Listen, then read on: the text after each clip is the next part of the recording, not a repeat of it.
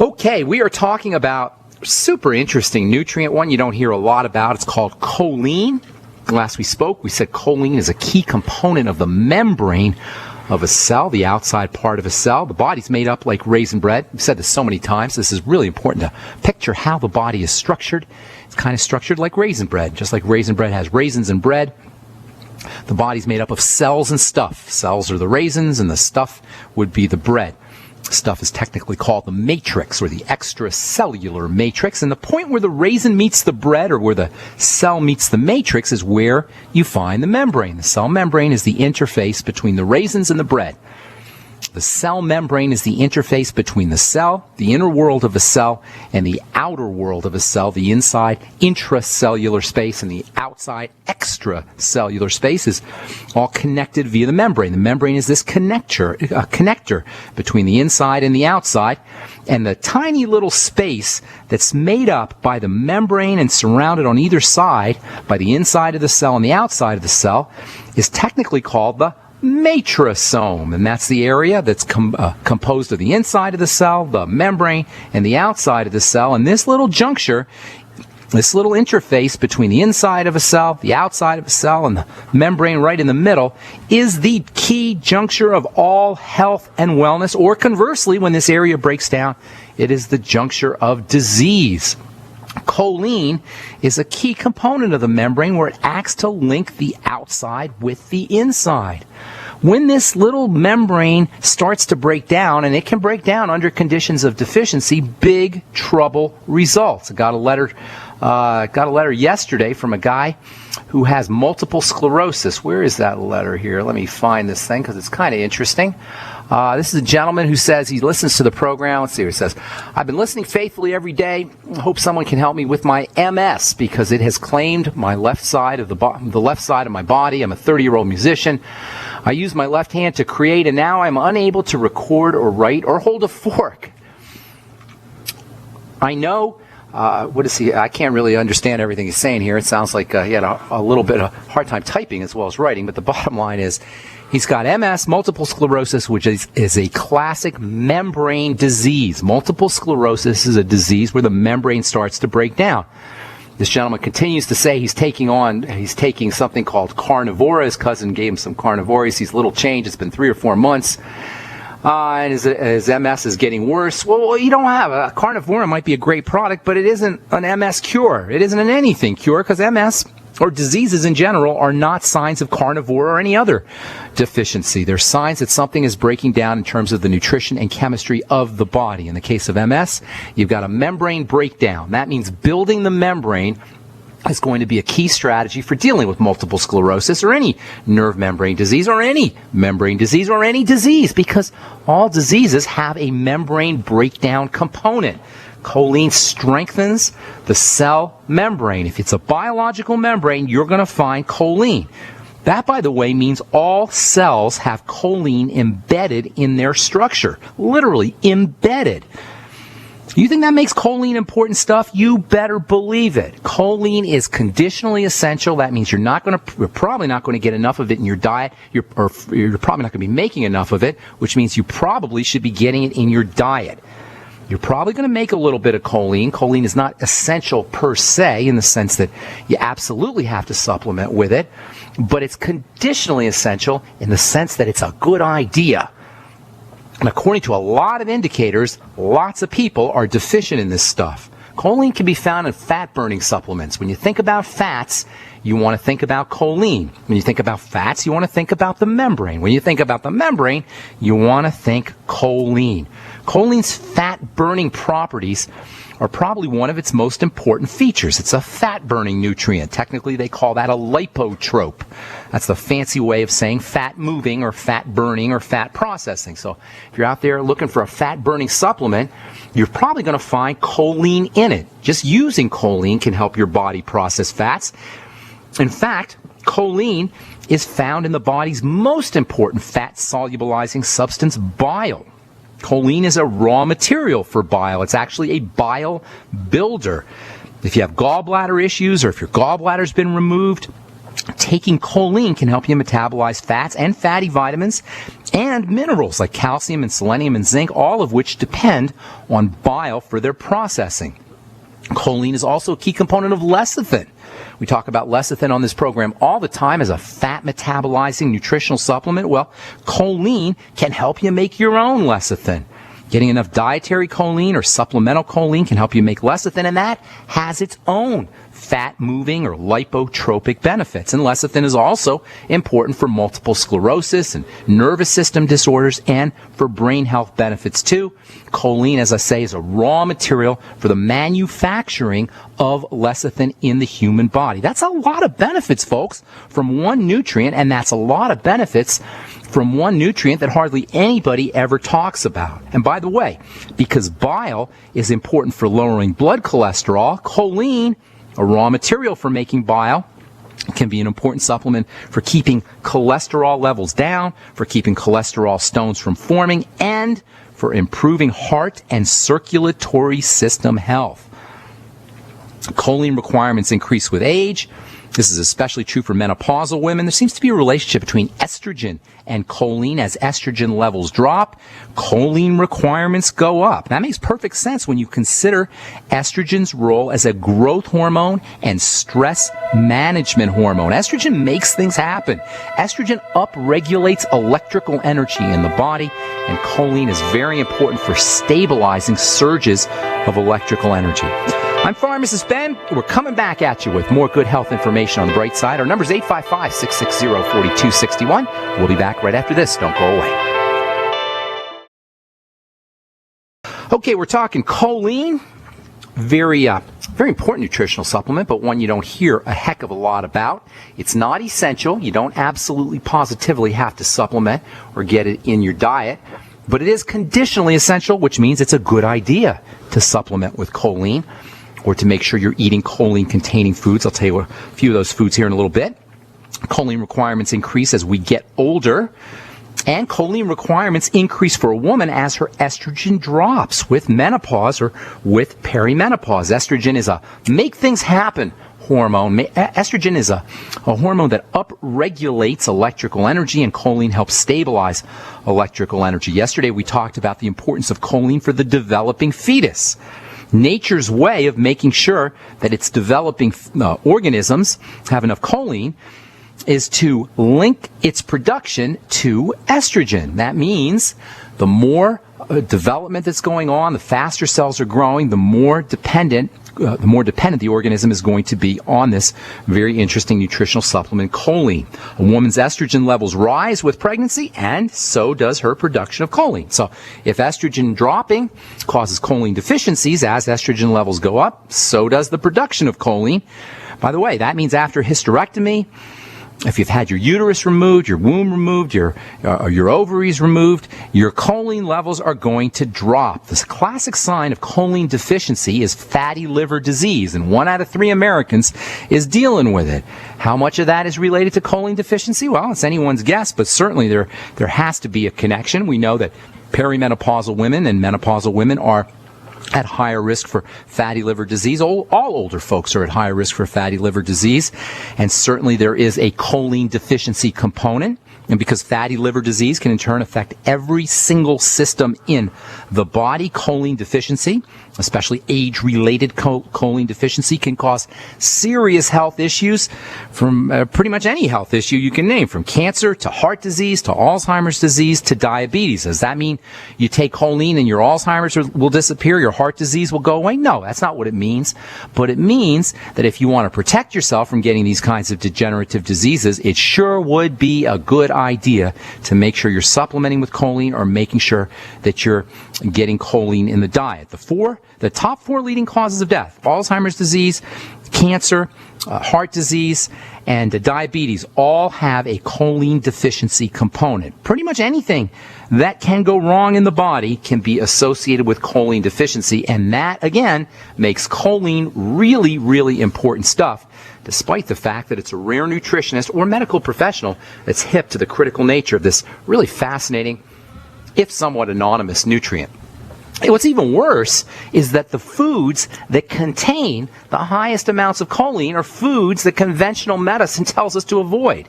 Eggs and dairy, for example, are two of the best sources of choline. In general, the best food sources of choline are going to be fatty foods. Fish is a particularly good source. This is one of the reasons why fish is considered to be a brain food or a learning food. Choline is readily converted into the brain chemical acetylcholine, which is associated with learning and memory. Spent a lot of time talking about acetylcholine a few days ago. We'll spend a little more time talking about acetylcholine. Acetylcholine, as the name implies, is a type of choline. We'll spend some more time talking about that in the coming days. Choline is also partially, at least, responsible for the characteristic odor of fish.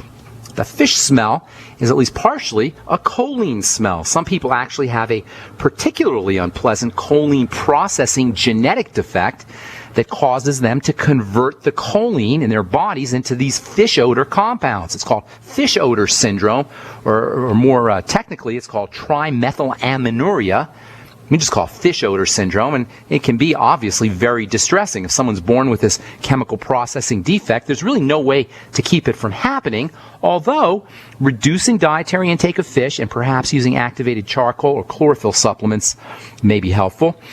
Also, because bacteria in the gut are responsible for the biochemistry that produces this kind of fish odor compound, the trimethylaminoria as it's called. Making sure your digestive system is operating pristinely is important. It always is important, but especially in terms of gut bacteria that can cause some of this fish odor problem. Using probiotics and fermented foods may be helpful, as would be avoiding foods that trigger any digestive symptoms. A really interesting place to get your choline is from something called betaine.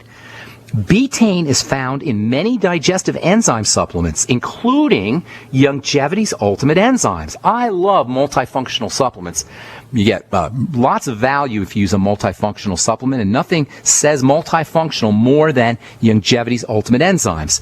The enzymes are anti-inflammatory. The enzymes can help relieve pain. Digestive enzymes can thin the blood. Ultimate enzymes can improve, obviously, the digestive system, improve the health of the digestive system. And because Betaine HCL is a key component of Longevity's Ultimate Enzymes, you can actually upregulate choline activity by using the Ultimate Enzymes.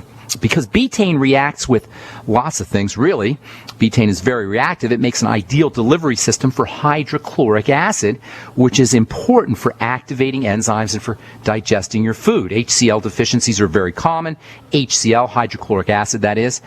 Hydrochloric acid deficiencies are a leading cause of digestive problems, gas, bloating, malabsorption of proteins, malabsorption of minerals, and malabsorption of fats. All of these can be related to deficiencies in hydrochloric acid. If you've been listening to The Bright Side, none of this should come as a big surprise.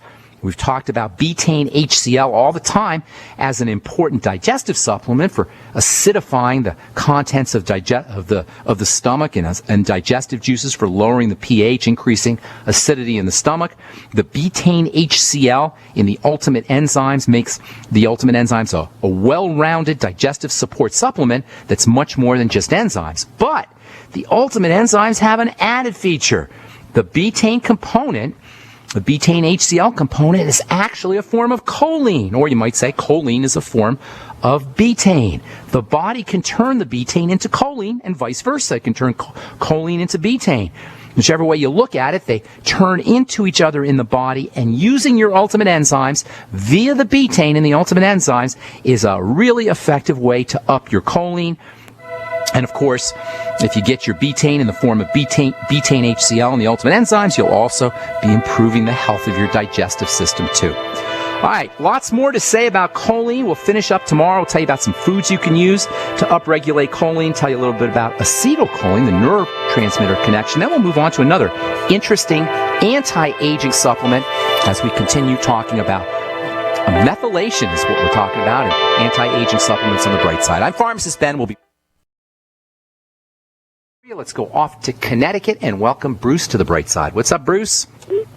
Hey, Ben. I've been listening to your show, and I wanted to share with you kind of a protocol I put together in terms of my health and healing after having challenges with thyroid issues, autoimmune, and losing weight. If it's okay, I'd like to... Sure, love to hear. What kind of what flavor autoimmune disease did you have?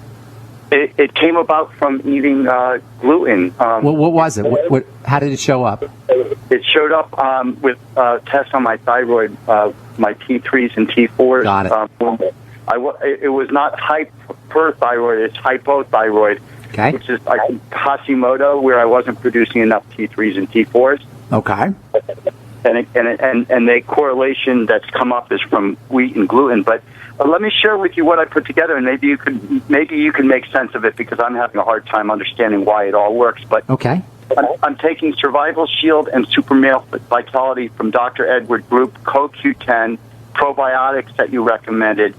I also started eating oysters, about 20 or 30 that I open and eat raw myself weekly, and that's had the most profound and best effect on my health more than anything else. Clams to a lesser degree, but it's helped with my energy and strength and libido in all areas. How interesting. Well, oysters are a well-known libido food. I'll tell you why that is here in a sec, but go ahead.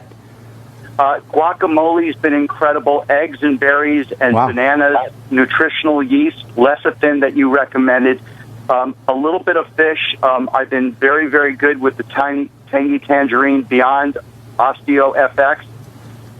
It's increased my libido, my clarity, my overall that's awesome. feeling better, strength, and I gained my weight back that I lost a lot of weight. Nice. I eliminated grains and wheat, specifically sugar, and I use stevia or raw organic honey, but I still have cravings for potato chips and ice cream. And if you could help me with... I'll help you with the cravings. If you could help me with what I've just shared with you about why these things have had a positive effect, I'd really appreciate it. You're doing so many good things there, Bruce. It's hard to say what actually is causing the good effects, but you're doing tons of great things, especially the oysters. Oysters are a source of zinc. And zinc is very, very important for the immune system and also the reproductive system, and also for a sense of well-being. Zinc is involved in the production of testosterone and the processing of testosterone, and that's a well-being hormone that counteracts estrogen, which is a stress management hormone. So the oysters might have something to do with it. Laying off the gluten is probably, and laying off the grains and the wheat, that's probably the single most important thing that you're doing. But the fats are important. Dr. Group's products are also important. The Beyond Tangy Tangerine is helpful. Here's the thing. If you have cravings, you want to pay attention to those cravings, not by indulging the cravings, but by understanding the cravings.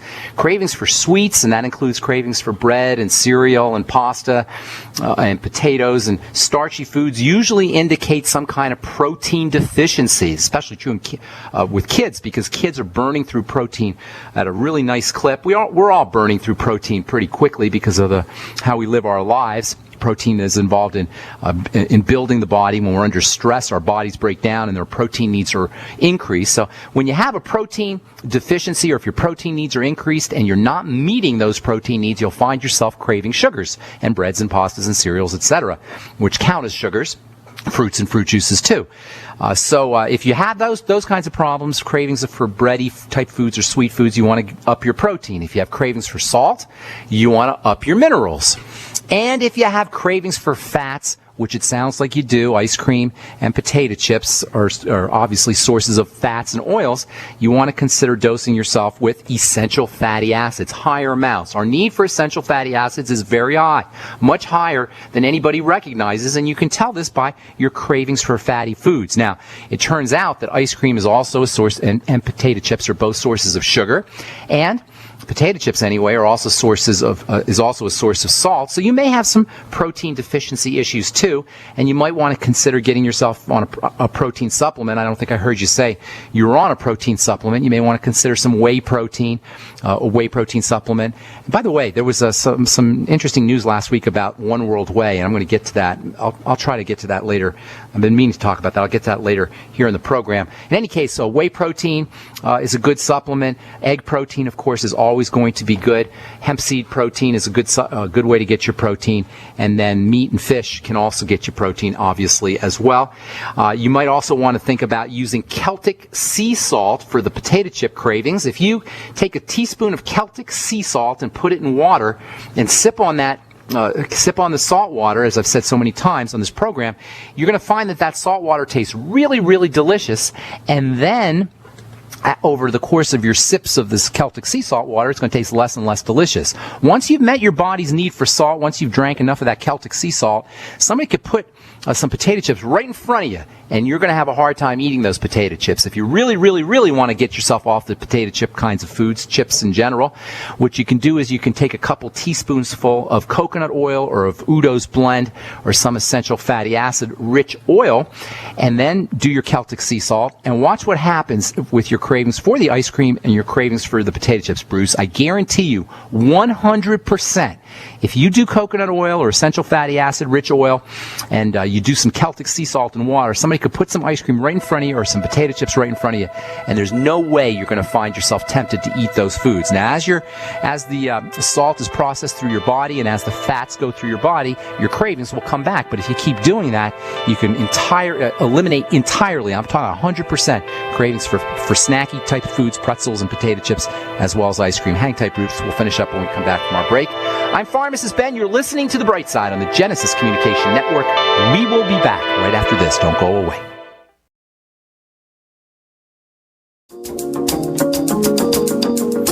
All right, we are back on The Bright Side talking to Bruce in Connecticut. That makes sense how I explain that, Bruce, for fats? It does. It does, Ben, and I love what you just had to say about the Celtic salt. It's such a great idea. I'd like to try as soon as possible. Let me know. Let me know how that works for you. I wanted to share with you also that a friend of mine put their dog, a 16-year-old dog, on the Buckyball supplement Revitamol. Oh, yeah. For 3 months, and the 16-year-old dog is running around like a puppy now. Weren't you going to call me weren't you going to help me out with that, Bruce? I want to do something with that. I think I'd like to talk to you when you have a moment, and let's move that project together along with your skincare products so you can use the product as a carrier agent. I'm very fascinated with that, and I totally forgot about it. Why don't you shoot me an email? Put your phone number on there, Bruce. I will, and thank you for the advice and help today. And I'm wondering if you're going to be in the New York, New Jersey. I will be. I absolutely will be. I'm going to be doing some business out there. Shoot me an email. We'll talk. Okay. Thank you for all the help today, and I'll send you an email. Thank you. God bless, Bruce. Okay. Let's see here. I want to address that whole. Well, you know what? I'll address the One World Way issue tomorrow on The Bright Side. I've gotten a bunch of letters, and I meant to do that. Some of you may not know this, but there was some controversy around the labeling on the One World Way product, which I used to absolutely love. It turns out there's some problems with it, and we'll talk about that at the beginning of the program tomorrow. So if you sent me an email and you want to know my take on this whole subject of One World Way, I'll do that tomorrow on The Bright Side as we begin the program. But we got some folks I want to get to on the phone. 855-660-4261 is our number. Michael in California, welcome to The Bright Side. Hello. Hello, my friend. What's going on?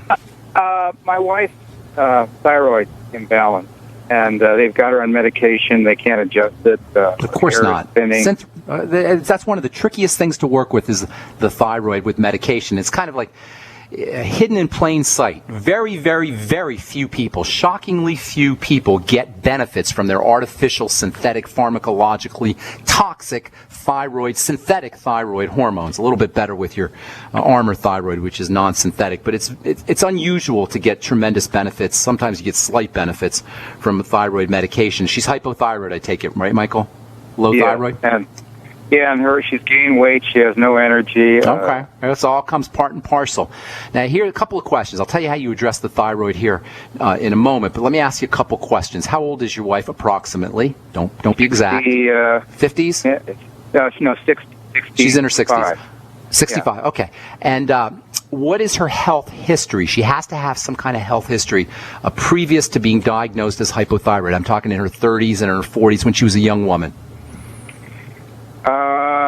Diabetic or autoimmune problems, sore joints, arthritis, anything like that? Nothing. No? Triple A personality. Well, that's a good thing. And Aries, stubborn. Okay, no, now we're delving out of into the non-nutritional realm there, so we don't need to go there. Here's the thing about the thyroid. The thyroid regulates everything, absolutely everything. So once the thyroid becomes suppressed, there's not a single cell, not a single structure, not a single organ, gland, system in the body that will not be negatively affected. The digestive system will start to slow down, the heart, circulatory system, the heart will start to slow down, the brain and the electrical system will start to slow down, the immune system will become suppressed. Everything becomes suppressed. Secondary, following that is hypothyroidism. Dr. Broda Barnes wrote a wonderful book many years ago, which is a classic, called The Hidden Cause of All Disease. I believe that was the name of it, The Hidden Cause of Illness or The Hidden Cause of All Disease. Dr. Broda Barnes, if anybody's interested in reading this classic book, Barnes. And he talked about how depression and autoimmunity and cancer and heart disease all have this hypothyroid connection, which makes sense because the thyroid is the engine that runs every system in the body. But the real issue is that the thyroid is linked up to the adrenal glands. And as the adrenal glands are your stress management glands. So there's a relationship between the energy we get from our stress system, our emergency system, and the energy we get from our regular energizing system, the thyroid. We call this the adrenal thyroid axis. And that is a line that imaginary line that you can draw from the adrenal glands, the emergency energy system, to the thyroid gland, the regular energy system. What that means is as the body's adrenal energy, as the body runs on adrenal energy more and more and more, the thyroid will start to slow down. And the number one reason why the thyroid becomes suppressed, the main reason why the thyroid becomes suppressed, is by chronic adrenal system activation. What the heck is that noise there? John, I don't know what that is. John, that's all right, Michael. John, if you could turn down that phone call. This is very important. I want to get into this. The number one reason why the thyroid slows down is because of excess stress survival emergency activity. So calming the body down is strategy number one. Strategy number one for reducing the symptoms of hypothyroidism. Deep breathing techniques, eliminating problem foods, reducing anything that puts a stress into the body, nutritional deficiencies, anything that burdens the body, certainly psychological and mental and emotional burdens as well. Anything that burdens the body is going to eventually have an effect on slowing down the thyroid via this adrenal thyroid axis. So eliminating stressors, especially digestive stressors, calming the body down using deep breathing techniques, sitting in a hot tub and relaxing, massage, nutritional supplementation, eliminating sugar and pro-inflammatory foods. All of these are very important for helping prevent hypothyroidism. The second major cause of hypothyroidism is autoimmunity. In fact, many, if not most cases of Hashimoto's and hypothyroidism involve an autoimmune reaction against the thyroid. You can always tell you have an autoimmune problem by digestive health issues. If you have digestive health issues in combination with hypothyroidism, it's almost a guarantee that you're dealing with an autoimmune issue. That means find digestive symptoms, link those digestive symptoms to specific foods, and then eliminate those foods. So number one for hypothyroidism, you got to reduce the stress that's getting into the body through foods, through lack of oxygen, through lack of nutrition. And number two, you've got to correct digestive problems, eliminating any kind of autoimmune attack on the thyroid.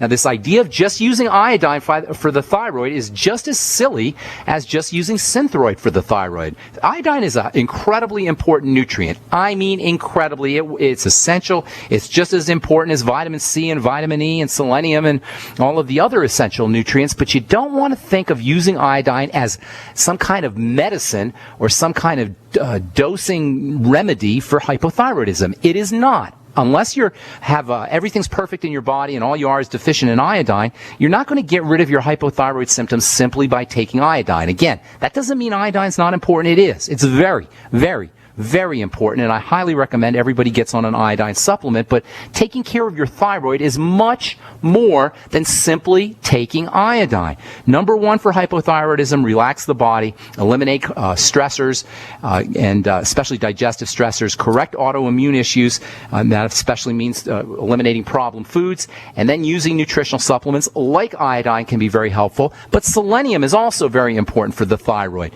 I'd be using the Ultimate Selenium from Longevity. body 400 to 600 micrograms a day. MSM sulfur, also very important for the thyroid. The B vitamins, very, very important for the thyroid. You'll get that your B vitamins in the Beyond Tangy Tangerine. And then vitamin A, also very important for the thyroid. I would be taking 20,000 international units a day of vitamin A. Vitamin C can be helpful for the thyroid, maybe 5,000 milligrams a day. You'll get vitamin C in the Beyond Tangy Tangerine as well. So, and then also essential fatty acids, always important for all hormonal health issues. Omega-3 fatty acids especially. Make sure you're on your ultimate EFAs. These are all nutritional supplemental strategies for helping with hypothyroidism, in addition to the iodine that everybody seems to know is important for the thyroid. So relaxing the body, making sure you're eliminating stressors, especially digestive stressors, linking foods to digestive symptoms to correct any autoimmune problems, and then using nutritional supplements are all strategies for helping with the thyroid. Thanks for your call, Michael. I hope we helped you out with that. Most important point here is it's not just iodine for the thyroid, even though that seems to be what everybody thinks. Everybody thinks that iodine is some kind of remedy for the thyroid. And by the way, if you are hypothyroid and your doctor says, well, you got to be on Synthroid, you might want to advise your doctor from a pharmacist that Synthroid is a very, very, very poor pharmacological treatment for hypothyroidism. All right, that's all the time we have for today. Tomorrow we'll continue talking about the super, uber, mega important supplement Choline, and I'll begin the program tomorrow talking a little bit about my take on this whole controversy with One World Way. Thanks so much for listening, folks. I encourage you to check out my blog, pharmacistben.com, and if you want to join the Brightside Ben team, give the Brightside Ben phone team a call at 866-735-2470, or alternatively, you can click on the Join the Team link on the upper left-hand corner of the page at brightsideben.com and help me in my mission to educate the world about the power and importance of a good nutritional supplement program. Thanks for listening, folks. Have a wonderful, beautiful day. We'll talk to y'all later. Bye for now.